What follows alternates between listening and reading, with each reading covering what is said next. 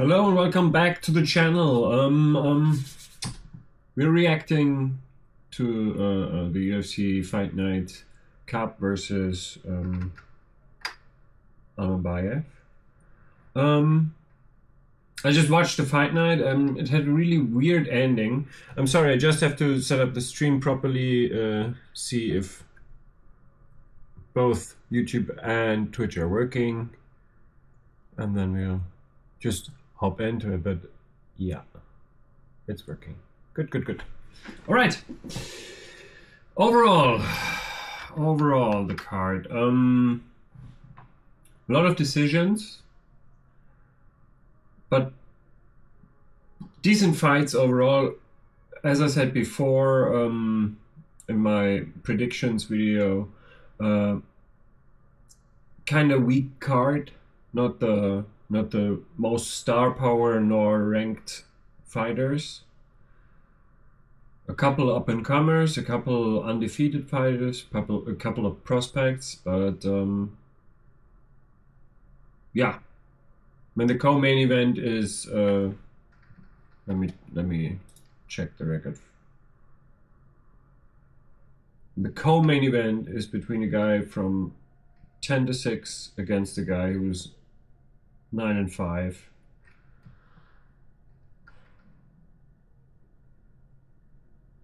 I mean, I understand. I will talk about that later. I understand now why they did this, but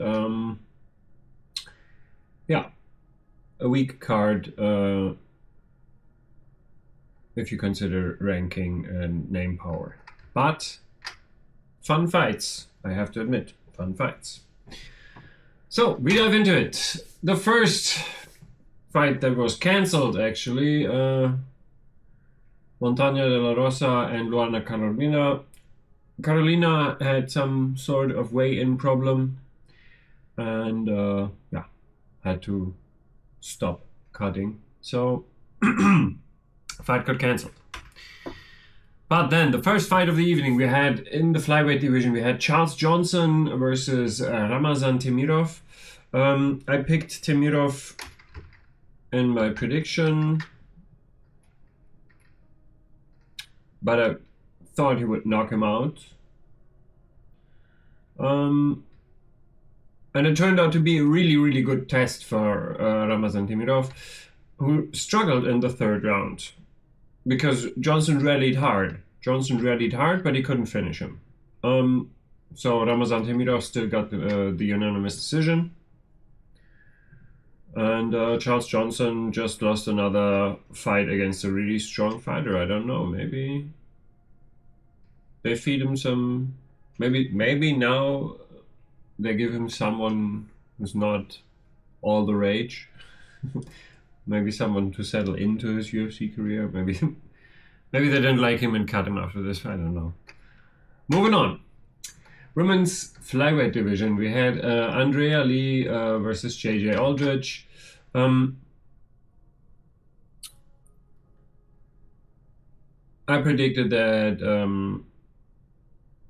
Lee would try to grapple on occasion and Aldrich can deal with grapplers. And Lee is on a losing streak, so I thought Aldrich would get the unanimous decision, and it turned out to be true.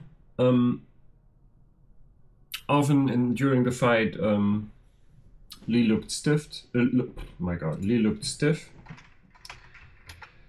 And yeah, Aldrich looked technically solid, but nothing out of the ordinary. She didn't really try to finish or something. She just landed her shots and tried to block or get out of the way of Andrea Lee's shots, but other than that, nothing special. It was a slow-paced fight, and what really surprised me that there was like zero urgency from Andrea Lee, except for when Aldrich shot in on a takedown, she tried to get a guillotine, but that was all she did actually to try to win the fight. And I feel like she does that in other fights too. She's just there. I don't know. Maybe they don't train that or something, but she should really try to, when she's down 2 rounds, she should really try to just leave it all out, leave it all in there, and try to kill or be killed, you know? Just give yourself the chance, at least. Moving on. We had the featherweight division. We had Danny Silva versus Lucas Almeida. And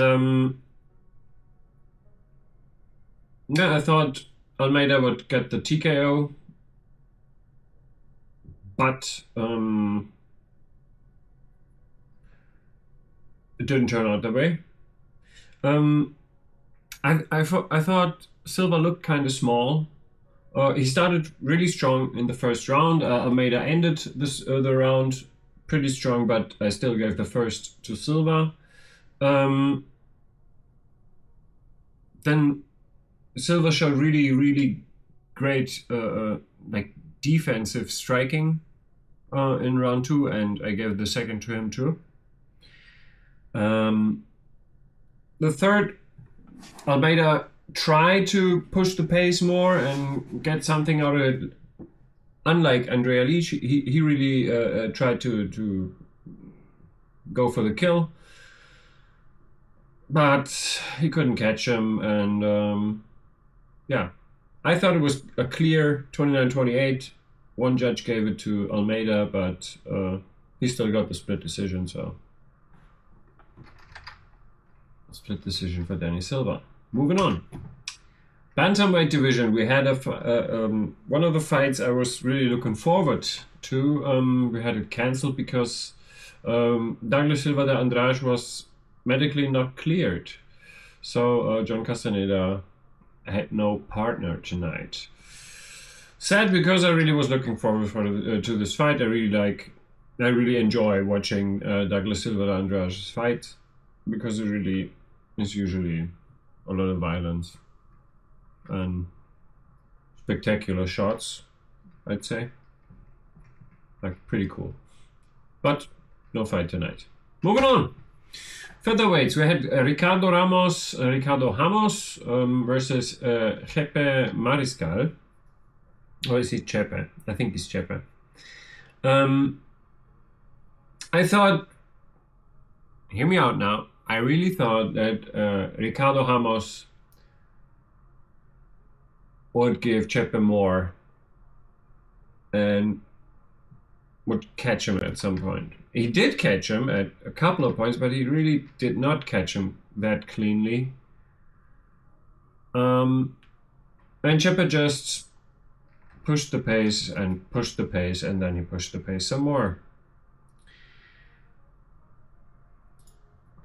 He was more aggressive, had more volume.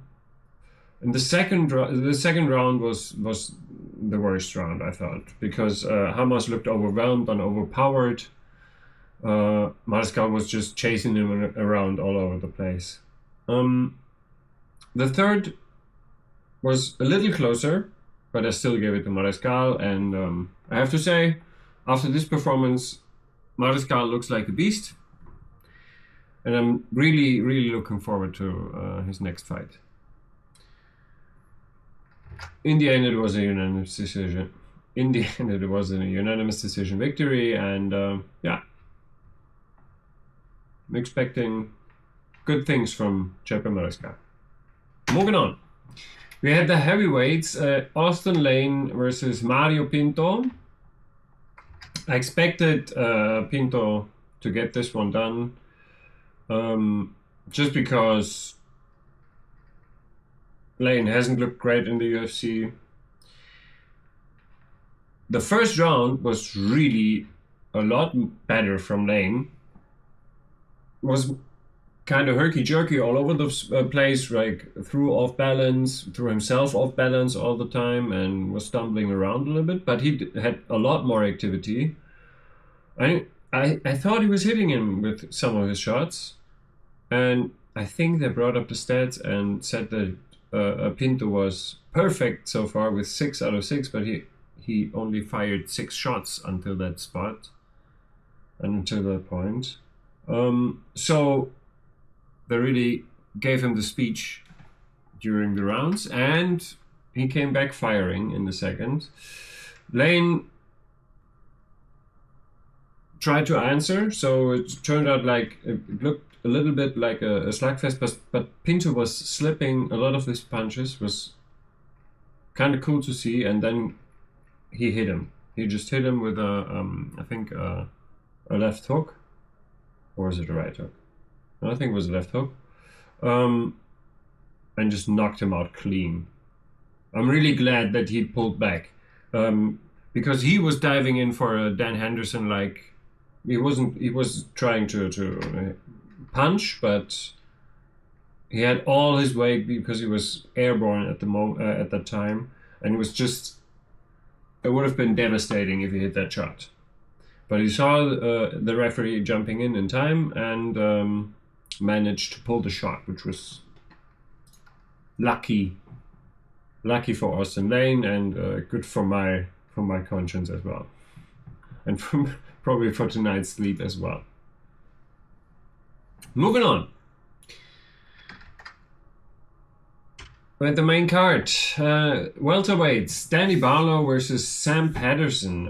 I think I predicted Sam Patterson to get a submission here. Yes.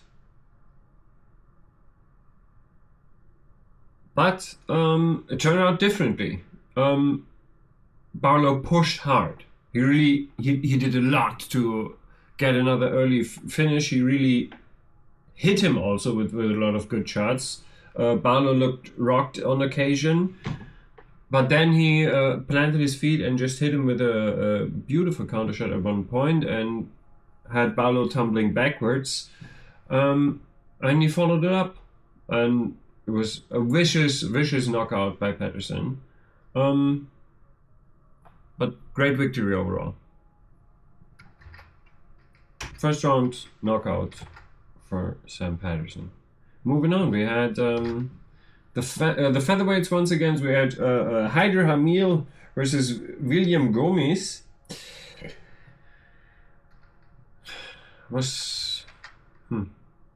Depends. I don't actually appreciate these simply volume cardio fights that much. They're sometimes kind of fun to watch, but I sometimes also appreciate if they let each other breathe a little bit and put out different techniques. But Haider Hamil just kind of bull rushed William Gomis throughout the fight. In the first round, Gomis hit him with a lot of good shots, and I actually gave him the first. But after that, Hamil just kept the pressure really high and outworked Gomis in the second and third round, in my opinion. Again, it went to a split decision, and one judge gave it actually the second, probably. The second to Gomis, I think. I'm not sure. But the other two judges saw it for Haider Hamil, and I think that was the correct decision. So split decision will win for Haider Hamil. Moving on, we had the lightweight Nasrat Haqparast versus Esteban Ribovitz. I have to admit, I did Nasrat Haqparast not really dirty, but I did him wrong. I thought that Esteban would be the guy that was more well-rounded and had more tools in his arsenal. It turned out it was the other way around.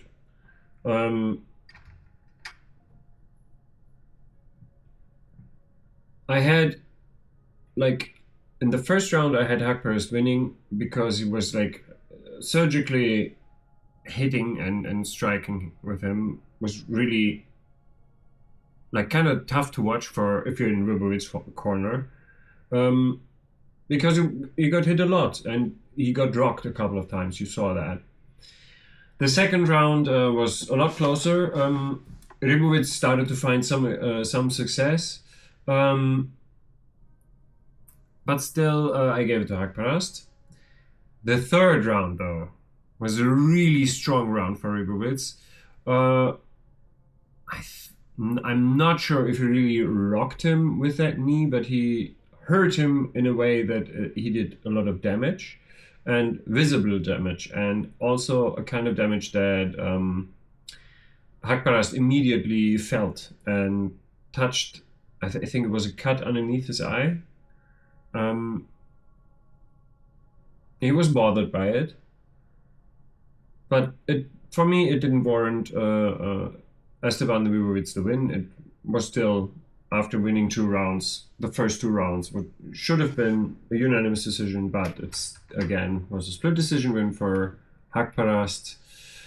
But a win is a win. So moving on. We had the co-main event of the evening. Yeah. As I said, 10-6 versus 9-5, I think, before the fight. I understand completely why they did it. They had a weak card, so they brought in 2 rather big boys. And maybe even said something like, it would be nice if we had a barn burner as the co-main event, since we're giving you this spot. Would be amazing if we had a barn burner, if you could like make it a fun fight. Maybe something like this was said, maybe not. I don't know, but it turned out to be an absolute barn burner, a slugfest, if you will. Brundage started like a bat out of hell and just laid it on Julian Marquez. I think I forgot to mention the fighters. Did I? Middleweight division, Cody Brundage versus Julian Marquez. I don't think I said that before. Yeah. But Brundage laid it on him early. He was faster. His strikes seemed to surprise Marquez a couple of times and stopped him in his tracks, in his movement. He was like, when he trying to step, he got jabbed, and it really messed with his equilibrium on occasion, but also with his confidence. And he got hit a lot. And then at one point he just said, fuck it. And he started to throw down. And he was actually the first to connect after he made that decision to just throw down with heat and see who gets knocked out. And he knocked Cody Brundage's mouth guard out. Then he swarmed him and hit him a lot. It wasn't really that cleanly, so Brundage got out of it. But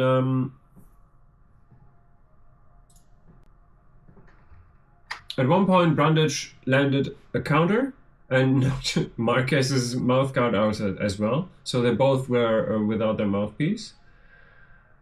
But it still was an exchange. And as soon as there was like a breather in between, the referee went in between and gave them their mouthpieces. And the action resumed. And I have to say, the Jamal Hill versus Alex Pereira was a similar situation, but in this case, it really looked like Marquez was still like surprised of what's happening, you know? He really looked like he did not completely understand what situation just occurred and that was just going back in right now. Because Brundage just swarmed him immediately, got him down and started to lay in some ground and pound that actually, in my opinion, he wasn't hitting him with that much.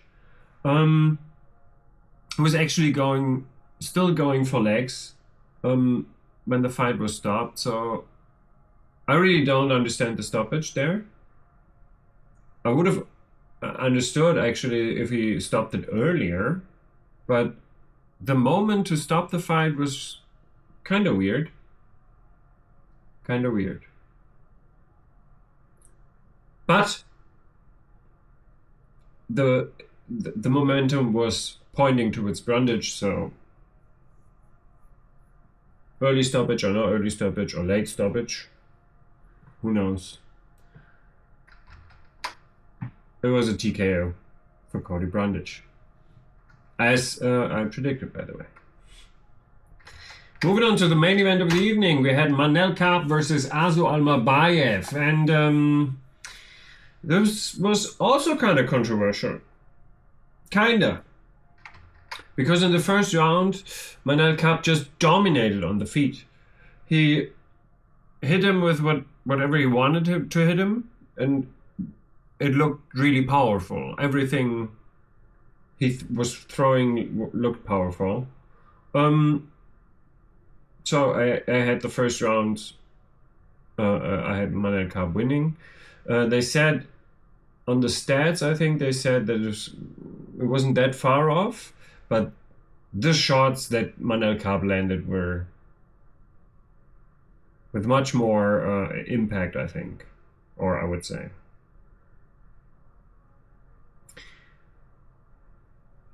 Second round was more of the same, but in the second round, there was this weird eye poke situation. And during the fight, the I don't know who the second referee told the referee that it was no eye poke, it was a punch. And then they rolled the tape, and in that tape, I thought he got really scraped because right after this motion happened to his face, he started wincing and blinking.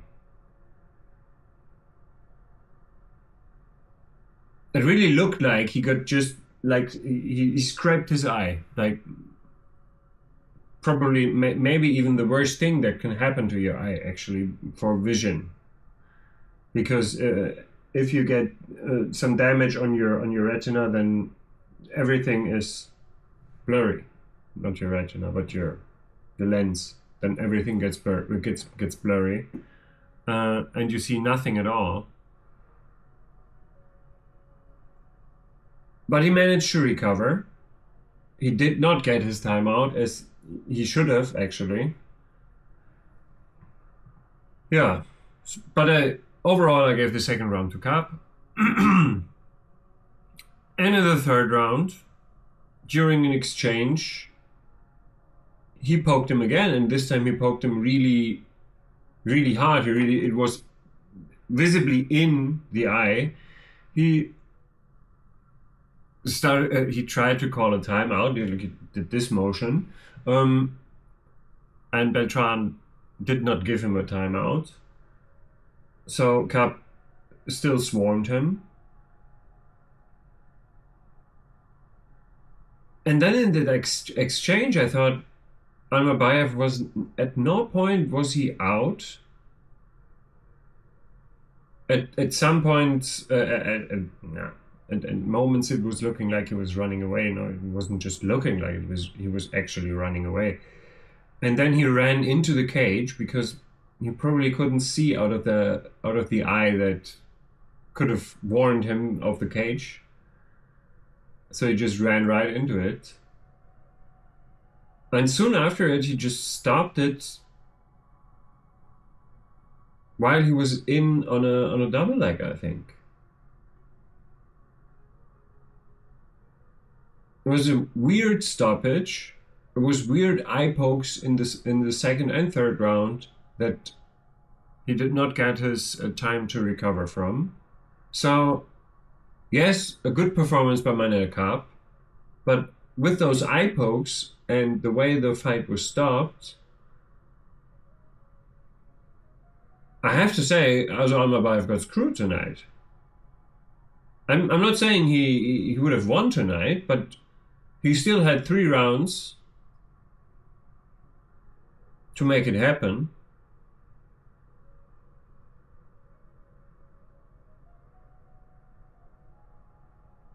He got screwed tonight. And they announced it as a TKO, so I don't think. I mean, he can try to appeal to the commission, but yeah, questionable. Overall, I think it was a fun fight. Like I said, like fun fights to watch. Couple good ones, couple of highlight finishes, good back and forth fights,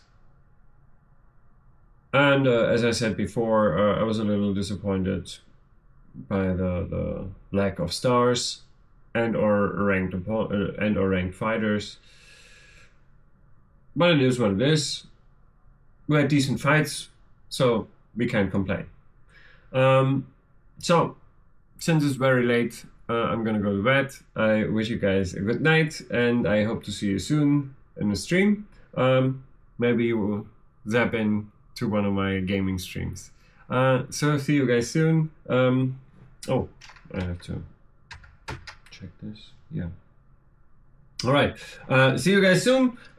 See you in the next. I'm gonna do a prediction for the next UFC, of course, as well. Always on Thursdays. I'm not sure, maybe next weekend I'm out of house, so I may not be able to record a reaction video, but I will do that then on the Sunday or Monday after, depending on when I'm returning home, because I have to do this from home. So, a lot of talk. I wish you a good night. And yeah, see you the next time.